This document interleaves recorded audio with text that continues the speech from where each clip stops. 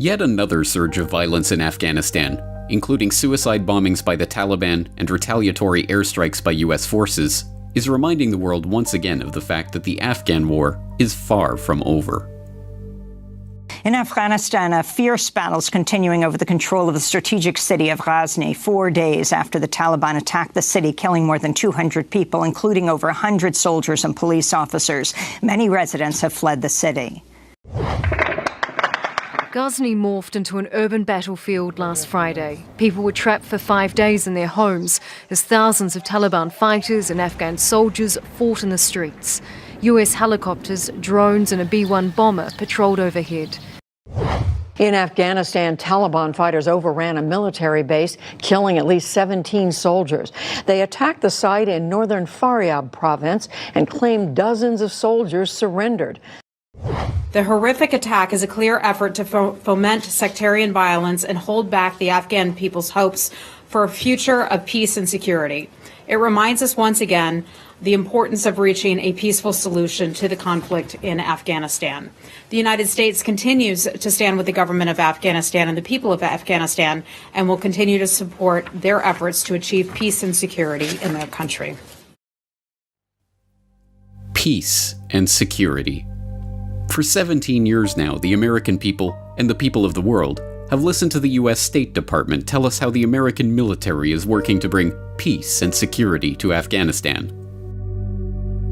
But this lie is self-refuting. At 17 years, the Afghan war is now the longest war in American history, and despite recent reports about negotiations between the US and the Taliban, the deployment of troops in the country has actually increased in the Trump era. Breaking news on the nation's long war in Afghanistan. President Trump in a primetime address declaring the U.S. must continue the fight. The consequences of a rapid exit are both predictable and unacceptable. And while he didn't commit to a specific number of additional troops, although he said we would see overwhelming force, the president has given Defense Secretary Mattis the authority to set troop levels, and Mattis has favored sending in about 4,000 more U.S. troops. But as the US falls deeper and deeper into the Afghan quagmire, we risk forgetting how this war was actually authorized. The public is merely reminded, in Pavlovian fashion, that 9/11, the worst terrorist attack in our history, was planned and directed from Afghanistan. But how was that determination made? Who made it? When? And how did NATO become involved in this conflict? These details are never discussed because they have, for nearly 2 decades, been hidden behind a shroud of secrecy. As we shall see, the entire war was waged on a false pretense based on supposed evidence that was classified and withheld from the public. But now, after nearly 2 decades of lies, the remarkable truth about the secret documents that helped launch the Afghan war can finally be revealed. This is the story of the secret lie that started the Afghan war. You're watching the Corbett Report. Just 1 day after 9/11, while the toxic dust was still settling on Ground Zero, the North Atlantic Council, NATO's decision-making body, met to discuss NATO's response to the attacks.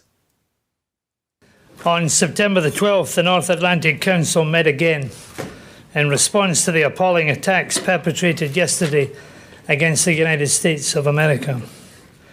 The Council agreed that if it is determined that this attack was directed from abroad against the United States, it shall be regarded as an action covered by Article 5 of the Washington Treaty, which states that an armed attack against one or more of the allies in Europe or in North America shall be considered an attack against them all. Article 5 of the Washington Treaty stipulates that in the event of attacks falling within its purview, each ally will assist the party that has been attacked by taking such action as it deems necessary. Accordingly, the United States NATO allies stand ready to provide the assistance that may be required as a consequence of these acts of barbarism. The Washington Treaty, more formally known as the North Atlantic Treaty, is the founding document of NATO. Consisting of 14 articles, it lays out the obligations of the signatory nations to their fellow NATO members. Article 5 states that the parties agree that an armed attack against one or more of them in Europe or North America shall be considered an attack against them all, and consequently they agree that if such an armed attack occurs, each of them, in exercise of the right of individual or collective self-defense recognized by Article 51 of the Charter of the United Nations, will assist the party or parties so attacked by taking forthwith, individually and in concert with the other parties, such action as it deems necessary, including the use of armed force, to restore and maintain the security of the North Atlantic area. That the North Atlantic Council discussed the invocation of Article 5 on September 12, 2001, is no small matter. It had never been invoked in the history of NATO up to that point, and its invocation would commit NATO forces to whatever war the US launched in the wake of the 9/11 attacks. But who directed those 9/11 attacks? That was the question, and, as Lord Robertson indicated, it would require the US to demonstrate that the attack was directed from abroad. On October 2, 2001, the US government's official answer to that question was provided by Ambassador Frank Taylor, the United States Department of State Coordinator for Counterterrorism. On that day, Taylor briefed the North Atlantic Council on al-Qaeda's alleged connection to the events of 9/11. This morning, the United States briefed the North Atlantic Council on the results of their investigation into who was responsible for the horrific terrorist attacks which took place on the 11th of September. The briefing addressed the events of 11th September themselves, the results of the investigation so far, what is known about Osama bin Laden and the al-Qaeda organization and their involvement in the attacks and in previous terrorist activity, and the links between al-Qaeda and the Taliban regime in Afghanistan. The facts are clear and compelling. The information presented points conclusively to an al-Qaeda role in the 11th of September attacks. So clear and compelling was Taylor's briefing that the Council agreed to invoke Article 5 and commit NATO's forces to the US government's war of terror. On the basis of this briefing, it has now been determined that the attack against the United States of America on the 11th of September was directed from abroad and shall therefore be regarded as an action covered by Article 5 of the Washington Treaty, which states that an armed attack on one or more of the allies in Europe or North America shall be considered as an attack against them all. I want to reiterate yet again today that the United States of America can rely on the full support of its 18 NATO allies in the campaign against international terrorism. And, just like that, NATO members were committed to an operation in Afghanistan that sees their troops remaining in the country to this very day. So what information did Ambassador Taylor present in that briefing? The 9/11 Commission, which would go on to deliver the official government conspiracy theory of 9/11 in its 2004 final report, still had not even been established. In fact, the establishment of such a commission was at that time still being actively blocked by the Bush administration. And the mistranslated tape that the Pentagon would later falsely label the Osama bin Laden confession tape had still not been magically discovered in a random house in Jalalabad. At this point, there had been no official evidence presented to the public that demonstrated that the operation was directed and coordinated from Afghanistan by al-Qaeda. Surely, then, the Taylor briefing would be filled with evidence that would put to rest any outrageous conspiracy theories concerning the attacks of September the 11th. But there's just one problem. The Taylor report was classified, and any evidence it contained showing an al-Qaeda link to 9/11 was hidden from the public. Today's was a classified briefing, so I cannot give you all the details. Briefings are also being given directly by the United States to allies in their capitals. And so, for nearly a decade, the US government's evidence that al-Qaeda had directed the 9/11 attacks, the very evidence that was used to launch the war on Afghanistan in particular, and America's war of terror in general, was forbidden to the public, hidden behind a cloud of official secrecy. But then, in 2009, IntelWire.com quietly posted a document online under the title Secret Post-9/11 Briefing to World Leaders. The document is a US State Department cable addressed to the American embassies in the NATO countries and American allies around the world under the subject line, September 11, working together to fight the plague of global terrorism and the case against al-Qaeda. The cable is dated October 1st, 2001, the day before Ambassador Taylor's meeting with the North Atlantic Council, and instructs its recipients to brief their host country's government on the information linking the al-Qaeda terrorist network, Osama bin Laden, and the Taliban regime to the September 11th terrorist attack on the World Trade Center and Pentagon and the crash of United Airlines Flight 93. The document went largely unnoticed until earlier this year, when Professor Niels Harrit wrote an article, The Mysterious Frank Taylor Report, the 9/11 document that launched US NATO's war on terrorism in the Middle East, connecting the dots between this document and the briefing that Ambassador Taylor gave to the North Atlantic Council. This is a nice little story about grassroots activism, actually, and it starts in 2009 when I got an email from a Norwegian truth activist. His name is Torstein Vidal, and he sent me this PDF with a message, "Did you see this?" And I hadn't seen this, and I opened it and read it, and it appeared to be the instructions going from the American State Department to all representations in the world, American representations in the world, embassies, consulates, and about what to think and what to say about 9/11. And I did not find the content particularly controversial. This is in 2009, because what was in there was completely in accordance with the official version. That is nothing, basically. And but it was very long, and it was meticulous in instructing the recipients of this depeche, I suppose you call it in English, about what to do with it. Not to put it anywhere, only to use it for oral presentations.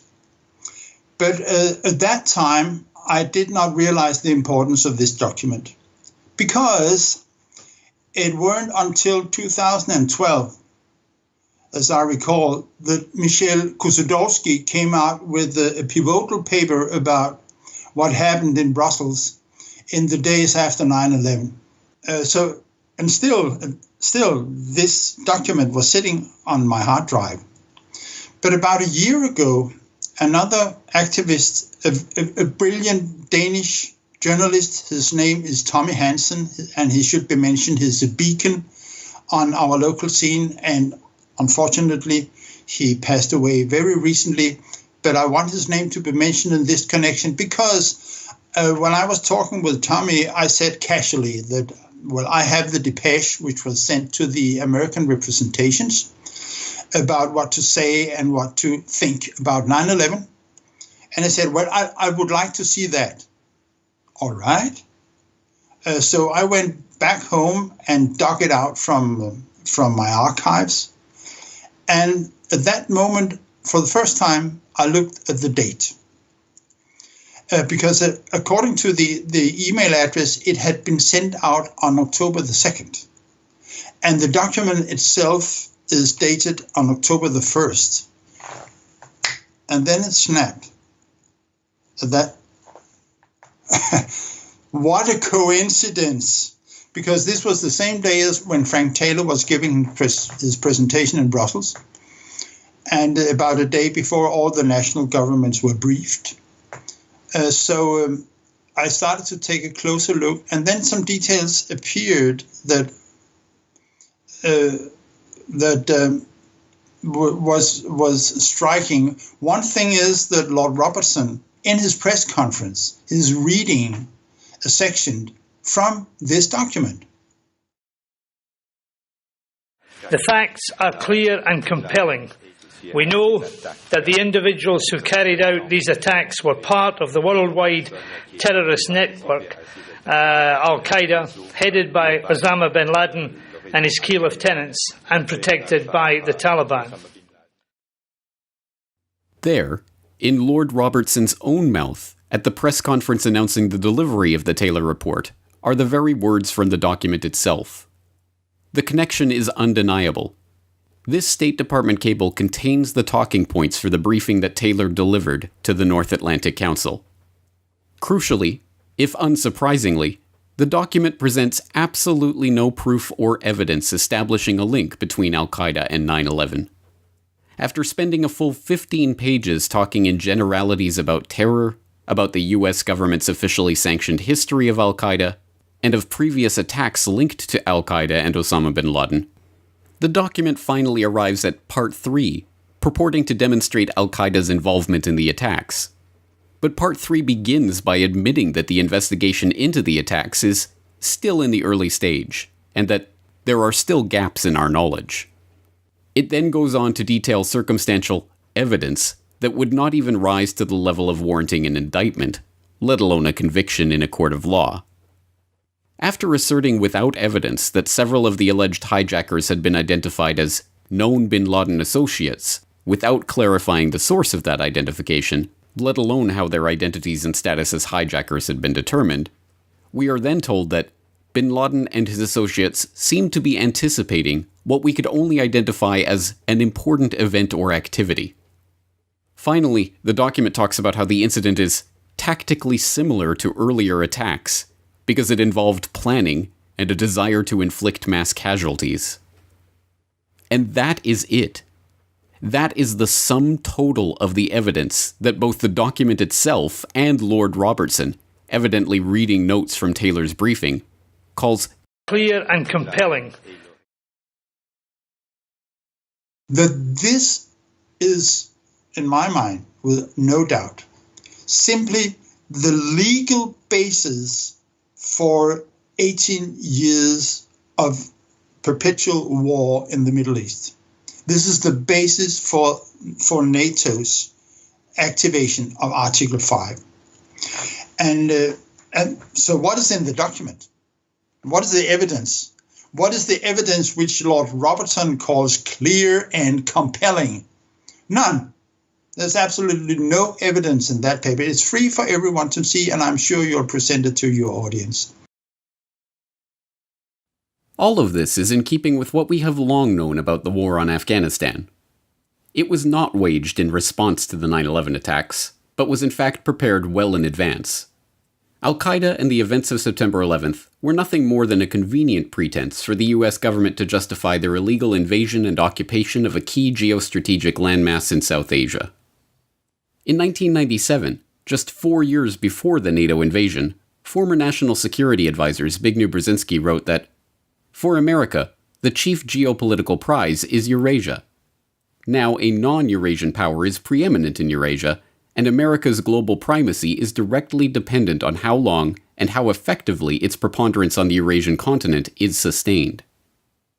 Specifically, Brzezinski pinpointed Afghanistan and its neighbors, an area he called the Eurasian Balkans, as the most geopolitically significant region to control for its gas and oil reserves and mineral deposits. He argued that some form of extended American military intervention in the region would be necessary, warning that a global consensus on its foreign policy imperatives would be impossible, except in the circumstance of a truly massive and widely perceived direct external threat. Later that year, a senior delegation from the Taliban came to the United States for meetings with UNICAL about securing the rights for a gas pipeline from Turkmenistan to Pakistan across Afghanistan. In 2002, it was revealed that the United States had been negotiating with the Taliban to secure those oil interests, and that American negotiators had told the Taliban that they had a choice. You have a carpet of gold, meaning an oil deal, or a carpet of bombs. Shortly after the 9/11 attacks, a former Pakistani foreign secretary revealed to the BBC that a senior American official had told him in mid-July of 2001 that military action against Afghanistan would go ahead by the middle of October. When the Bush administration came into office, Its first substantive national security decision directive, NSPD-9, called for military options against Taliban targets in Afghanistan, including leadership, command control, air and air defense, ground forces, and logistics, and was presented to the president on September 4th, 2001, 7 days before 9/11. Although this national security presidential directive was originally a highly classified document, we've arranged for portions of it to be declassified to help the Commission in its work, and I will describe some of it today. The strategy set as a goal the elimination of the al-Qaeda network and threat, and ordered the leadership of relevant U.S. departments and agencies to make the elimination of al-Qaeda a high priority and to use all aspects of our national power, intelligence, financial, diplomatic, and military, to meet that goal. And it directed the Secretary of Defense to, and I quote, ensure that contingency planning processes include plans against al-Qaeda and associated terrorist facilities in Afghanistan, including leadership, command control and communications, training and logistics facilities, and against Taliban targets in Afghanistan, including leadership, command control, air and air defense, ground forces, and logistics. Dr. Rice has stated that she asked the National Security Council staff in her first week in office for a new presidential initiative on al-Qaeda. In early March, the staff was directed to craft a more aggressive strategy aimed at eliminating the al-Qaeda threat. The first draft of that approach in the form of a presidential directive was circulated by the NSC staff in June of 2001, and a number of meetings were held that summer at the Deputy Secretary level to address the policy questions involved, such as relating an aggressive strategy against Taliban to U.S.-Pakistan relations.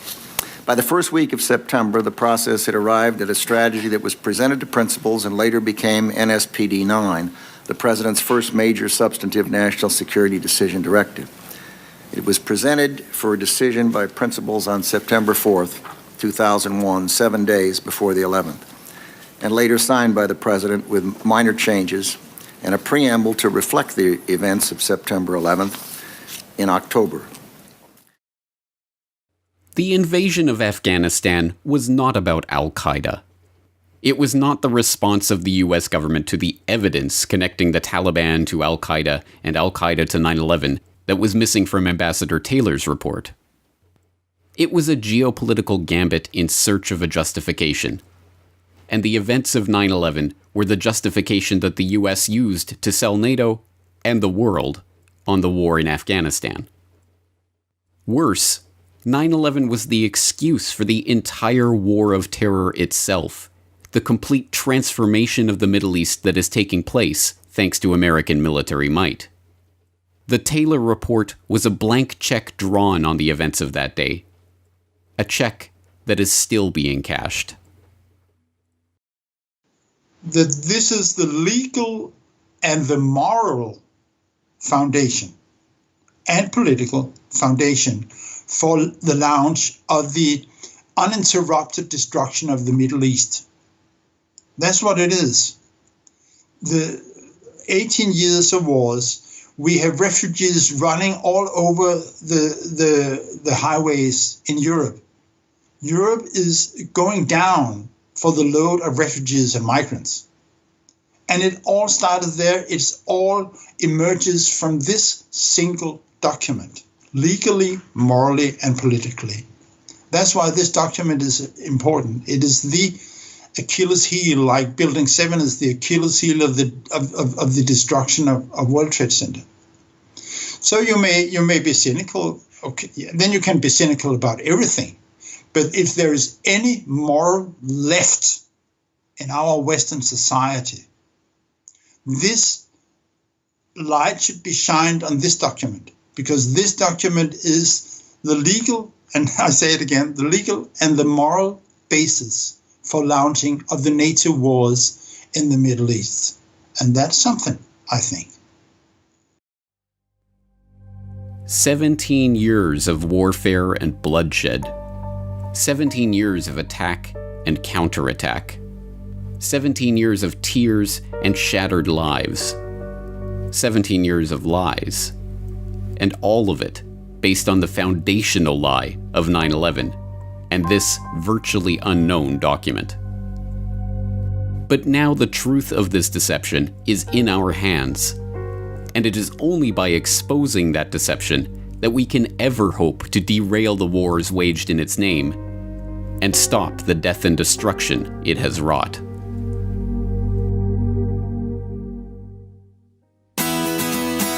The Corbett Report is brought to you by the Corbett Report subscriber, a weekly newsletter featuring James Corbett's International Forecaster editorial, recommended reading and viewing, discounts on Corbett Report DVDs, and once a month, a subscriber-only video. Sign up today to start receiving your copy at corbettreport.com/support.